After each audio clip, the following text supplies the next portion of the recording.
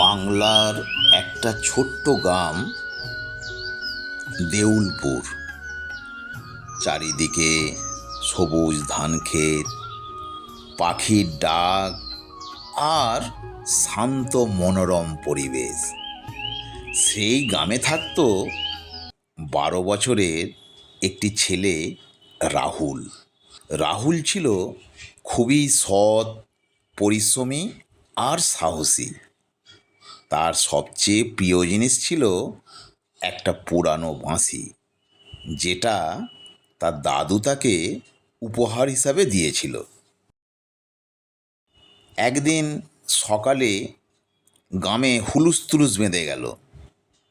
গ্রামের জমিদারের একটি সোনার বাঁশি চুরি হয়ে গেছে। জমিদারবাবু ঘোষণা করলেন, কেউ যদি তার হারিয়ে যাওয়া সোনার বাঁশি খুঁজে এনে দিতে পারে তাকে 50,000 টাকা পুরস্কার দেবে। এই শুনে গ্রামের সবাই বাঁশি খুঁজতে বেরিয়ে পড়ল, কিন্তু কেউ কিছুই পেল না।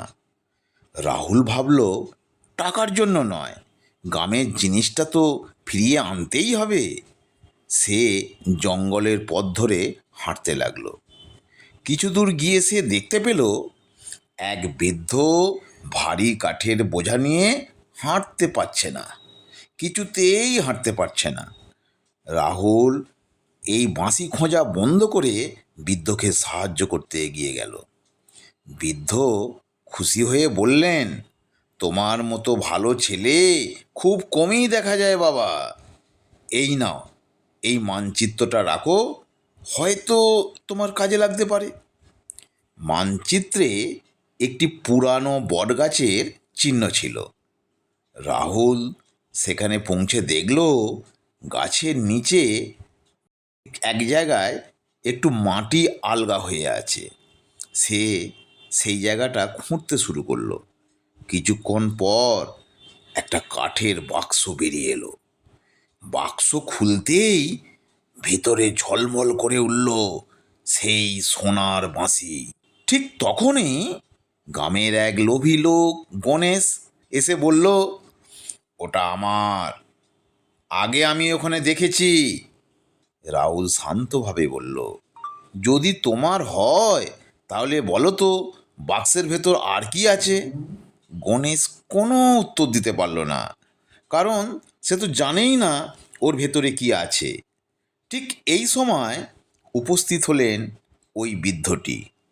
তিনি আসলে অন্য কেউ নয়, তিনি হলেন গ্রামের জমিদারের এক পুরানো বন্ধু। তিনি সব ঘটনা দেখে বললেন, আমি দূর থেকে সব দেখেছি। রাহুল আগে আমাকে সাহায্য করার জন্য এগিয়ে এসেছিল। তারপর মানচিত্রটা রাহুল পেয়েছে। বাঁশির আসল সন্ধানদাতা হলো রাহুল। সবাই রাহুলের সততা ও সাহসের প্রশংসা করল। জমিদার রাহুলকে 50,000 টাকা পুরস্কার দিলেন, কিন্তু রাহুল বলল, এই টাকাটা পুরোটা আমি নেব না। এই টাকার একটা সিংহভাগ অংশ দিয়ে আমি গ্রামে একটা স্কুল বানাবো, এবং বাকি অল্প টাকা দিয়ে রাহুল তার মায়ের জন্য একটা ছোট্ট দোকান করে দেবে, যেটাতে তাদের সংসার চলবে। সেদিন থেকে দেউলপুরের গ্রামে সবাই বুঝে গেল, সততা, দয়া আর পরিশ্রমের ফল একদিন না একদিন অবশ্যই মিলবে। তাই সেই গ্রামের প্রত্যেকে সৎ, পরিশ্রমী হয়ে উঠল।